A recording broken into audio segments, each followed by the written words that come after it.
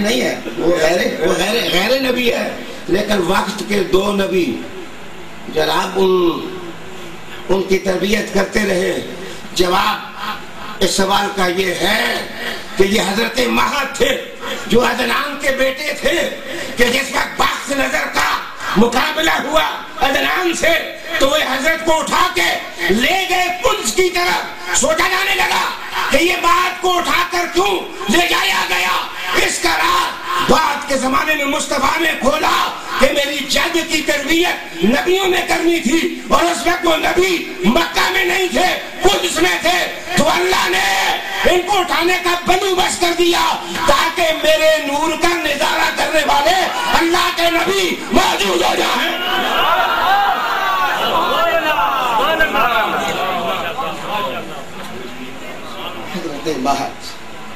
حضرت مہد کے بارے میں ایک جملہ آپ کے حضور صاحب حروب وغیرت علی بنی اسماعیل ولم یحارب ویحارب احدا الا رجا بن نصر۔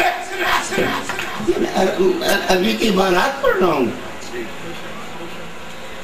ویسے ذوق ہے میرا کہ میں نعتیں سنتا ہوں، لیکن بچے سارے علماء نعت خانوں کے پیچھے لگے رہتے ہیں، میں تو نعت خانوں کو حوصلہ افزائی کرتا ہوں۔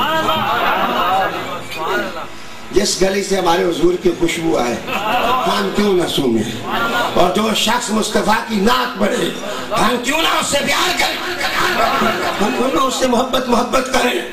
توجہ کا طالب ہوں، انہوں نے کہا کہ اصل میں یہ بھی ٹھڑک تھی قدس میں، کہتے ہیں کہ جنگیں بہت زیادہ ہوتی تھیں۔ یہ مشہور ہو گیا کہ یہ جو مہد ہیں یہ جس طرف سے یہ لوگ اٹھا کے پالکی میں ان کو لے جائیں فتح نصرت ادھر ہو جاتی ہے، اور جس وقت ان کو فتح مل جاتی تو لوگ کہتے ہیں وہ سلام تجھ پر، تو کیسا شخص حسین ہے کہ تیری وجہ سے فتح مل گئی۔ تو حضرت مہد پیشانی کی طرف اشارہ کر کے کہتے تھے اس میں روشنی دیکھی ہے، یہ فتح میری نہیں ہے، یہ فتح نور محمد کی ہے۔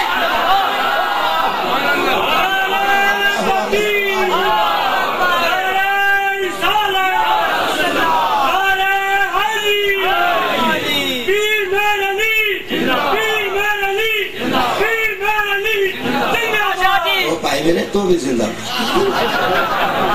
اعلیٰ حضرت گولڈوی رحمۃ اللہ علیہ، اعلیٰ حضرت گولڈوی رحمۃ اللہ علیہ، وہ تو جناب ہماری آنکھوں کی ٹھنڈک ہے، ان سے ہمارے دل ٹھنڈے ہوتے ہیں۔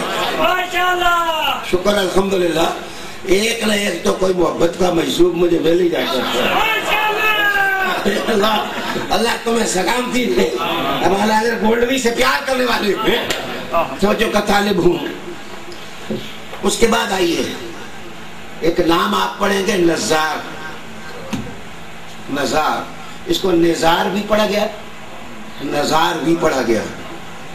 یہ میں علماء سے پوچھتا ہوں کہ نزار کا معنی تو کمزور ہوتا ہے، ضعیف، ہاں ضعیف ہو، نحیف ہو نزار، اور ایسا ماشاءاللہ دانشور بھی ہے نا، دکھتے بھی ہیں، تو انہوں نے کہا فلاں بندہ نحیف و نزار ہے، ضعیف و نزار ہے۔ تو یہ نزار کا کیا معنی ہے؟ حضور کی جد میں ایک نام ہے جن کا نام ہے نزار۔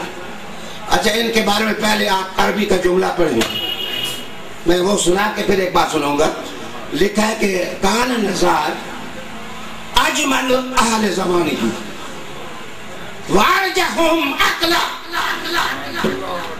اس زمانے میں، جس زمانے میں یہ بندہ گزرا ہے نا، کہتے ہیں کہ بڑے نامی کڑیل جسیل سورما قسم کے لوگ تھے، لیکن ان سے کوئی زیادہ سونا نہیں تھا، ان سے زیادہ سونا نہیں تھا، اور ان کی عقل سے زیادہ کسی کی عقل گہری نہیں تھی، عقیل شخص۔ اچھا، آپ کے سوال تو آ گیا نا، آپ نام پڑھیں گے لیکن فلسفہ آپ لیاقت صاحب اس کا تو نہیں، فلسفہ میں نے کبھی نہیں بیان کیا۔ نام آپ نے سنے ہیں، ان کا نام ہے کمزور اور ضعیف اور نزار۔ ان کو ضعیف نزار کیوں کہتے تھے؟ آؤ میں بتاتا ہوں۔ اس پر طبقات ابن سعد کا مؤلف لکھتا ہے، وہ لکھتا ہے کہ ان کا نام نزار اس لیے تھا کہ سونے بہت زیادہ تھے، تو مقابلہ حسن جب لگتا نا تو نامی گرامی سونے سونے سونے جناب مکہ آتے. جس وقت مکہ آتے تو کہا جاتا چاہو تو ترازو رکھ لو اور چاہو تو نظریں کھول کے جمال نظار کا نظارہ کر لو. کہتے ہیں ایک ترکڑا بھی رکھا گیا تھا، یہ کمزور سے تھے، لیکن جس وقت ترکڑی پر چڑھایا جاتا تو 10 ادھر کھڑے ہوتے، لیکن بھاری یہی نکلتے اور پتہ نہیں کون سی کریمیں لگا کے آتے، لیکن سونے یہی آتے. ان کے دادا نے ان کو دیکھا نا تو دادا نے دیکھ کے کہا نظار کا مانا کمزور ہے کہ ساری کائنات والے بھی مل کے آؤ نا تو میرے اس پتر کے سامنے سارے کمزور ہی نظر آؤ گے. حضرت نظار سے کسی نے پوچھا کہ یہ راز کیا ہے؟ کھانا تھوڑا کھاتے ہیں، پتلے سے بھی ہیں، لیکن بھاری سب سے زیادہ ہیں، سونے سب سے زیادہ ہیں، اخلا بھی ہیں، اجمل بھی ہیں، اقرب بھی ہیں، احسن بھی ہیں اور عقل بھی ہیں. عقل والے بھی ہیں. تو جس وقت یہ کہا تو انہوں نے بھی یہی کہا کہ میں باپ دادے سے سنتا آیا تھا کہ کوئی نور ہے کہ ہمارے باپوں دادوں کے 10 بیٹے ہوتے ہیں، لیکن جس کی پشت میں اور جس کی پیشانی میں کوئی نور چلا جاتا ہے پھر اس کے سامنے کوئی کھڑا نہیں ہو سکتا ہے نا. اب مجھے پہچان لو کہ میں کون ہوں. اب مجھے پہچان لو کہ میں کون ہوں. اچھا تھوڑی سی میں منطق کو نیچے سے بھی شروع کروں.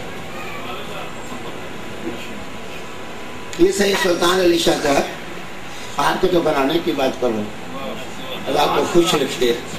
ہمارا یار 35-40 سال کی دوستی ہے، بھائی چارہ ہے، تو اللہ ان کو سلامت رکھے. سید دن ان کے جو عرس ہوتا ہے نا بنگالی شریف کا، ایک کارڈ چھاپتے ہیں عبداللہ شاہ صاحب اللہ اسألکم علیہ اجرا الا المودۃ فی القربى والی آیت. وہ کارڈ عبداللہ شاہ صاحب نے اس فقیر سے لکھوایا تھا. میں اس کا ترتیب دینے والا ہوں. تو اللہ اس سارے خاندان کو سلامت رکھے، ان کو عزتیں دے اور عزتیں دے. توجہ میری طرف جو میں بات کہہ رہا ہوں. آگے ایک اور نام ہے، وہ نام کیا ہے؟ مدر. کیا نام ہے؟ مدر. یہ حضور کے شجرہ میں. لیکن مدر کی بات بتانے سے پہلے ذرا نیچے سے اوپر جاؤں نا. حضور کے والد ہیں عبداللہ. میں آپ سے پوچھتا ہوں، میری بات کا سوال کا جواب دو. پھر تیسرا سوال جواب میں خود دے رہا ہوں، آپ کو بتاؤ، زحمت نہیں دے رہا. میرا سوال یہ ہے کہ عبادت کی دعوت تو حضور نے دی، تو حضور کے والد عبداللہ کیسے ہو گئے؟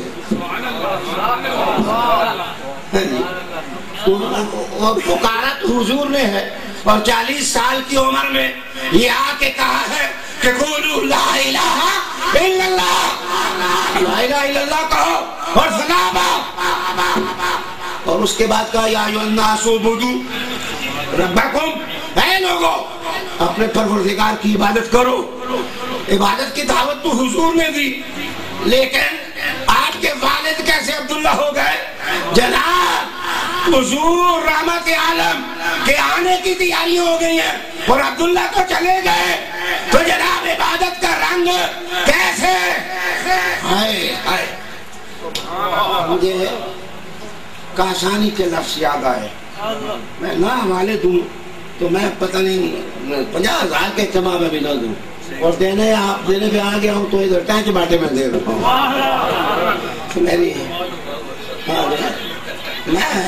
میں آپ کو بتاتا ہوں کہ دراصل کاشانی لکھتا ہے کہ عبادت اوپر نیچے ہونے کا نام نہیں. عبادت دراصل مالک کائنات کو راضی کر کے اس سے وہ جو اس کو راضی کرنے کا نور ہے جس وقت چہرے پہ آ جائے تو وہ حاصل کرنے کا نام عبادت ہے. گویا اللہ کی ذات کے ساتھ اسٹرانگ تعلق قائم کر کے اس کو راضی کرنے کے جگہ لوٹ لینا، جناب عبادت تو وہ ہے۔ مجھے ایک ہی سمجھ آتی ہے کہ شیش ہو یا نوح ہو یا یوسف ہو یا ایوب ہو یا یعقوب ہو یا شموئیل ہو یا سموئیل ہو یا عیسیٰ ہو یا آدم ہو یا نوح ہو یا شیش ہو، سب نے عبادتیں کی اور کہا ہماری عبادتوں کا نچوڑ پیچھے کی طرف دے دیا تاکہ خلاصہ کسی اور وجود میں گویا۔ وہ زمانے والوں نے کہا سارے نبیوں کی عبادت کا رنگ اللہ نے عبداللہ کی پیشانی میں رکھ دیا۔